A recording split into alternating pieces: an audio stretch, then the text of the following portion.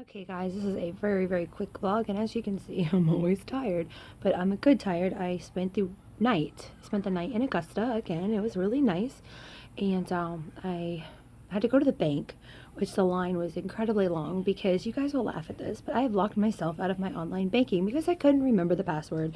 So I never used the PIN. I got the PIN in the mail and I never used it. It was like 5 digits and I couldn't remember.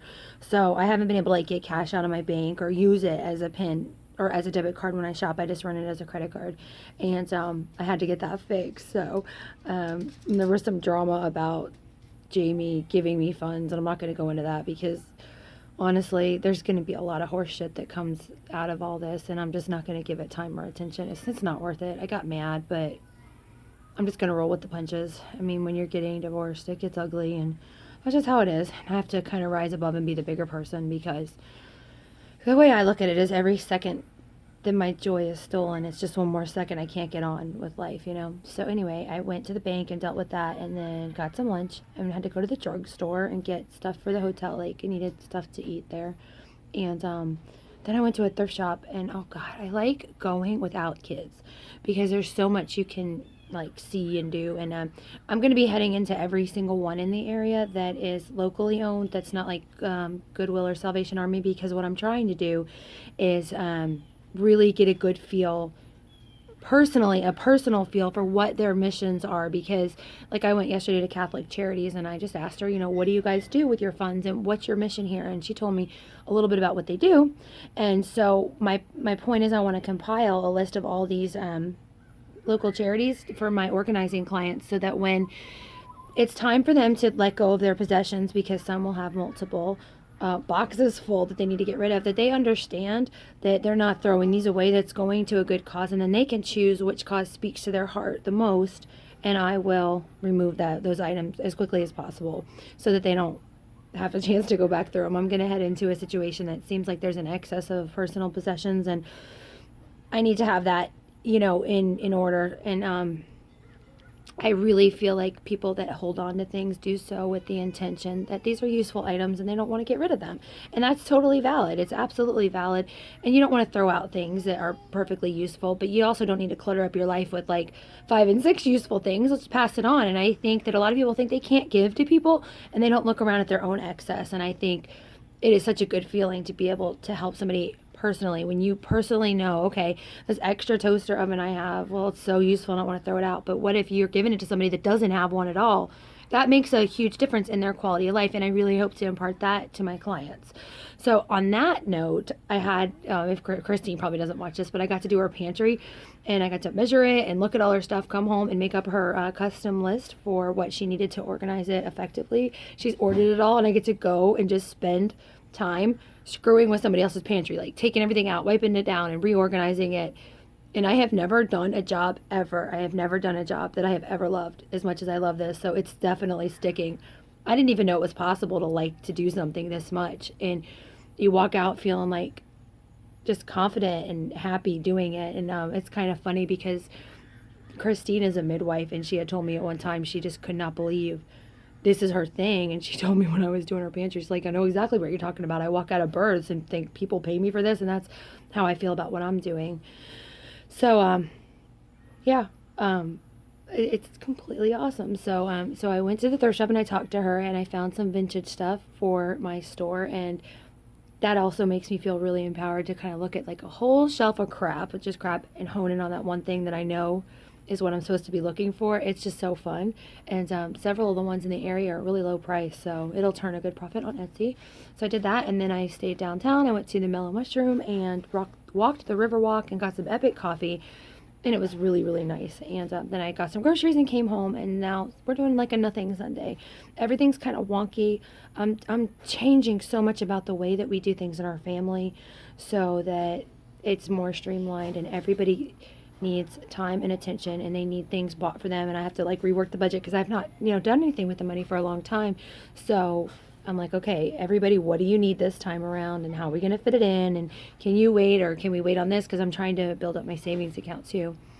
And yeah, so it's a good weekend, and I'm going to spend the rest of Sunday probably cleaning up my room a little bit because it's my room has like a little mini living room in it, and we all kind of hang out there, and it draws a lot of junk in there, and it gets on my nerves. But I want to do that and do some crocheting, and I really want to be working a little bit more on art, and I haven't, because the thing about it is with that, with little grabby hands, I do have to wait until it's, you know, time that I can dedicate to it, that somebody won't mess something up. So there's that.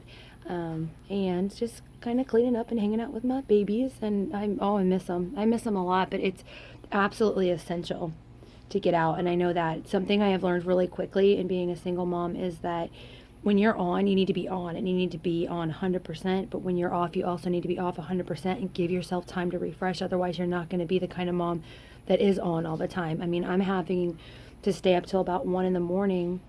It's either Corbin or Joan that's staying up that late, and then one of them will get up at 5 in the morning. I'm exhausted. But I don't feel overwhelmed, or I don't feel like I can't do it. It's just I'm tired, and I'm having some complications from the plastic surgery, and my 3-month stitches were supposed to have healed, and then they dissolved, and where they have not healed, I am having an opening where the incision was. And so they have me on antibiotics to make sure I don't get an infection, and then they're watching it because they want to make sure that what needs to drain out does in that opening, but also I might have to get stitches on it because it just didn't heal right. And it didn't heal right because I'm doing too much, and I really don't have much of a choice. My older kids are doing the best they can, but they didn't ask for me to have the surgery, and they didn't ask for their dad to leave and not help me.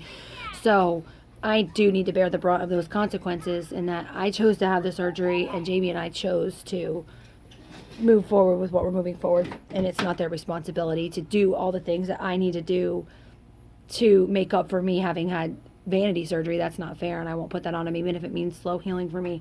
I will do the best I can in delegating things that are appropriate to delegate, but they're not the adults in this family. I'm the adult here, and I will be taking care of business. Now, on that, something we are looking into, hold on one second. Corbin he's commandeered a whole bag of apples, and I need to take care of this. Hold on.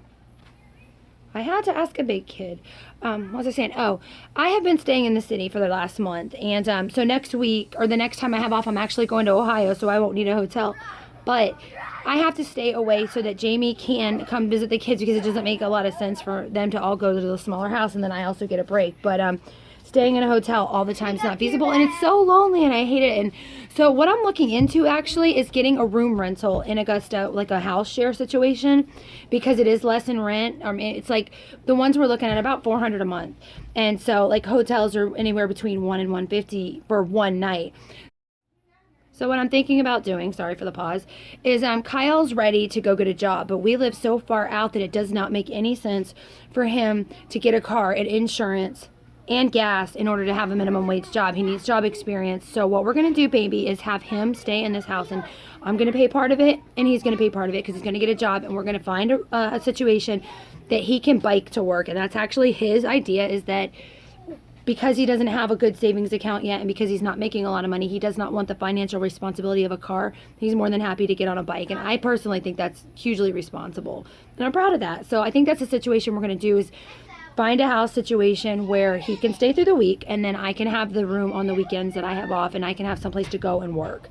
And then he's closer to the city where he can actually start his life. Now, we do plan to move to like Augusta proper, or one of the suburbs there, but what we're doing right now is we're trying to liquidate our house, which will not sell. So I'm pretty sure we have to do like a bankruptcy thing on the house. We've met with a lawyer, but we cannot sustain the house and everything that's going on, and divorce. So we're looking at all that. I know my credit's going to tank, but with that, the only thing I'm worried about with that is to be able to find a rental, and I'll be able to pay many, if not a year in advance in rent, so they shouldn't have a problem with me. And they'll know that the financial situation is because of divorce, not because of financial irresponsibility, because we never had problems with paying our mortgage, our car, or anything like that. It's just divorce is expensive, and we're now maintaining 2 separate households, and it does change Jamie's tax situation quite a bit, because he will be not the head of the household anymore, or it's one of those. So he's asked me not to add to my income too significantly right now, so that we meet the baseline for being able to do that. So it's perfect timing, actually, because I am taking on clients on a pro bono basis for my portfolio. So I won't be making an income, but once I get it built up, I will, and that'll be past that time that it would affect us. So that's what I'm doing with that. And we're going to stay in the house as long as we can. He said we have maybe even a year, maybe even more than that. And every month we're in the house, it's more money in the bank so that we get a start, because my plan is to move and we'll have a larger home there. We'll have a 5-bedroom, because when you're doing renting, you know, there are laws about how many kids can share rooms. So we'll have to get a bigger home. And I also want to liquidate the big ass van, because we never all go anywhere together. And now I have 2 emerging drivers. So my plan is I'd like to get something that can fit about 5 kids in. That's my littles. And then the older children will have their own car that they can share to do things. That's my plan. And I don't really care to have a brand new car. I'm a point A to point B kind of girl. I don't give a shit what wheels I'm on, as long as it can fit me and my kids and any crap that I need. I don't really care when I'm driving. I kind of have my eye on something that I think is going to be perfect in terms of it having enough room and having enough, you know, having good gas mileage. So there's that. And for the rest of the day, I'm going to be, you know, putting the house back together from me being gone, getting some stuff done. And Callie and I are going to, guys, I apologize. I had to delete a bunch of videos. I didn't realize I had so many videos still on my phone. No wonder it's not acting right. But anyway, Calla wants to do the guitar thing with me today. And I want to show you that, oh, thank you. It's hard. I thought I'd be like, oh, I can do this. It is like, there is absolutely nothing natural about learning guitar. So when I'm seeing her doing all this, I'm like, whoa, you're a genius. So it's hard. I'm just learning 1 chord at a time, because I'm not like a rock star or anything. But it's something I want to learn before I die. So I'm working on that. So we're going to do that. Just hang out. Everything's rolling, and life is life. And we still have the asshole pig that needs to die. I'm not going to blog about that, because there are some very angry feelings about this swine that's taking over our yard. So anyway, that's been my week in a nutshell. I've had a good week.